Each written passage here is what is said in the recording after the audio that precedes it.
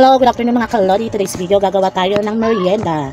Dahil meron ako natirang egg at gardenia. Meron tayong Alaska, condensed, and banana. So, keep on watching. So guys, ito yung ating gagamitin. Bali, 2, 4, 6, 7. 7 na banana. So dito, ano natin, slice. Slice natin siya. Ang tatlo. Yan yung pagka-slice. Yan naman, diba? Dumami. Isang egg, imimix ko na. Yan. So yung egg natin, isa lang yung ano ko kasi malaki naman siya. Siyempre, lagyan natin ng salt. Yan. Salt. Lagyan natin ng konting bechin. Yan.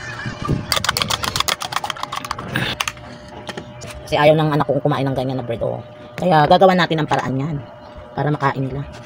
Diba? Slice mo lang rin. Yan. Slice is nice. Yan, liit-liitan. Yan. Ilagay natin. Ganyan. Diyan. Tapos i-mix pa rin. Yan, i-mix. Okay, nakaready na ang ating lulutuin. So, meron tayong oil. Ang toppings mamaya, kaya meron tayong condensed. So, dito, ilagay na natin siya.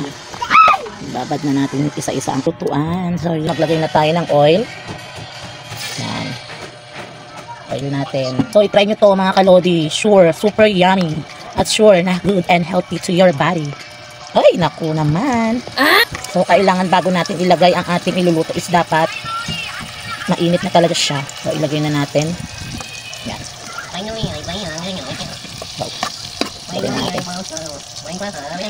Natin tagdadalawa. Yan. Wait for the pie now. Mga kalori. So, yummy. Tapos, lalagyan lang natin siya ng bak. So, kondensara pala. Kondensara. Yan.